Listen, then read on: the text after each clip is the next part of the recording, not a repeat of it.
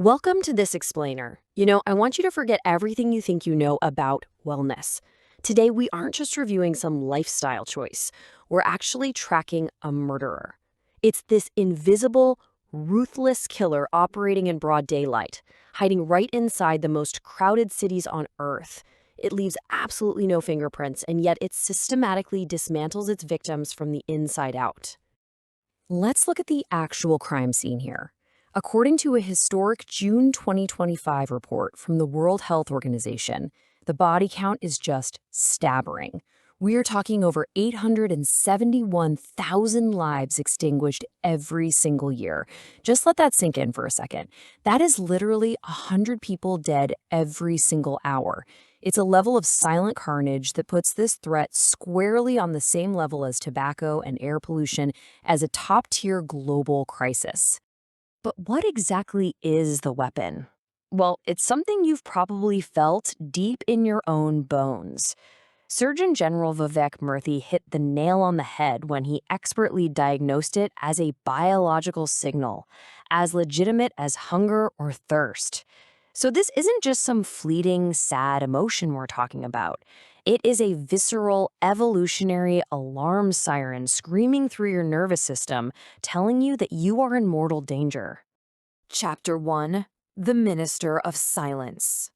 The threat has gotten so severe, it's literally forcing the hands of world leaders.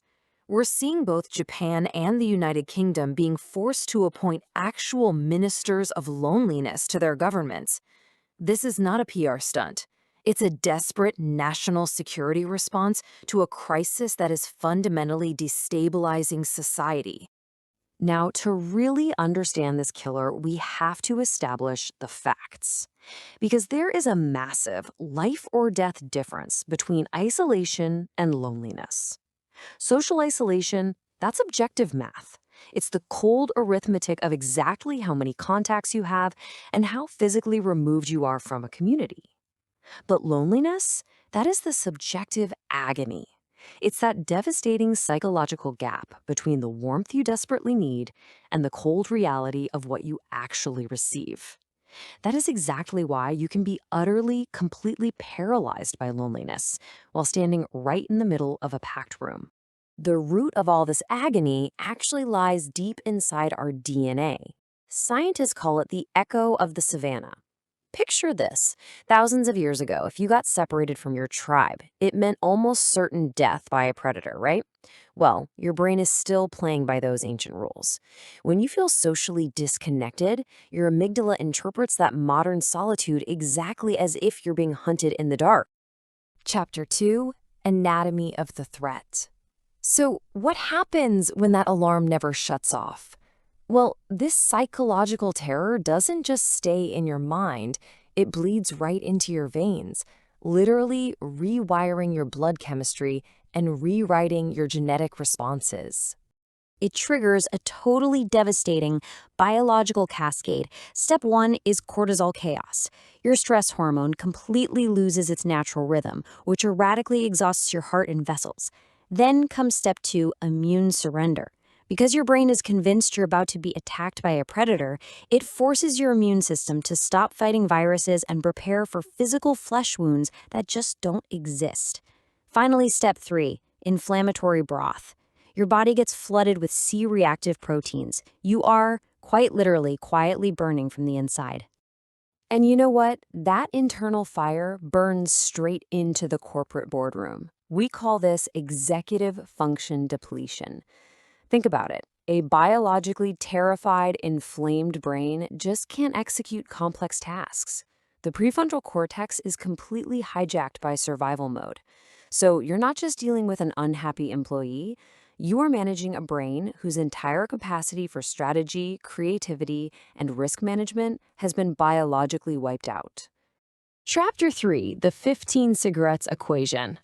The sheer scale of this biological damage was pretty much hidden for decades until Julian Holt-Lundstad's groundbreaking 2010 meta-analysis completely shook the medical world. The data here is incredibly stark and unrelenting. After reviewing millions of subjects, researchers mapped out the risk of premature death.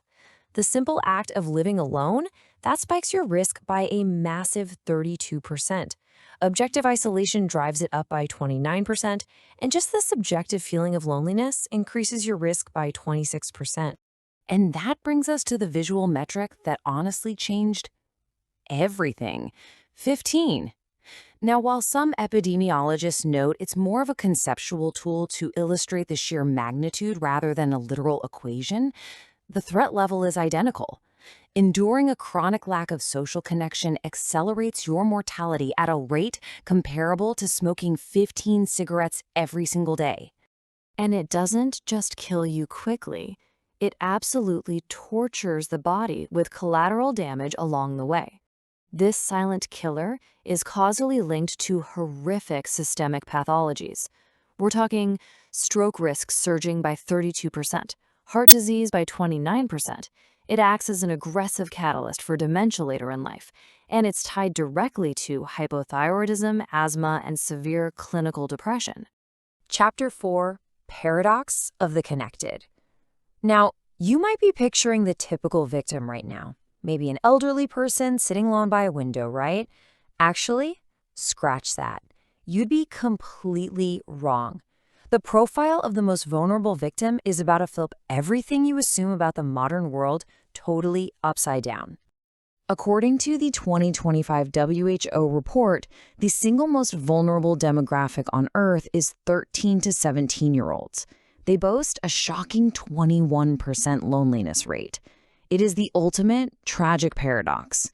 The generation with the most absolute digital connectivity in the history of our species is simultaneously the most profoundly isolated. The extremes of this digital isolation are chillingly documented in Japan. Enter the Hikikomori. This is an acute, voluntary social withdrawal where over 1 million individuals just retreat into their rooms, locking the door for months, sometimes years. And what starts out as this desperately sought relief from social pressure quickly decays into a suffocating, inescapable distress. And the tragic final stage of this isolation has its own word: Kodokushi, the lonely death. It's the dark reality of passing away completely unseen, with your body lying undiscovered for weeks, sometimes even months. In Tokyo alone, thousands of these silent, invisible deaths occur every single year. Which brings us to the digital weapon itself, the screen, right there in your hand. Technology is a brilliant double-edged sword. It's not inherently evil, right? The poison really lies in passive scrolling, that endless, hollow voyeurism of other people's curated lives that just breeds toxic comparison. The salvation, though, is active use. Intentionally using the digital web as a bridge to arrange real, meaningful, physical human presence. Chapter 5: The Economics of Emptiness.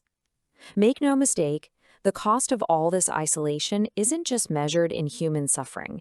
It is bleeding global markets dry. For the corporate world, this is absolutely no longer just a soft HR issue. It is a brutal, bottom-line financial crisis. Employers are currently losing a staggering $3.2 billion annually. And this isn't just from employee turnover.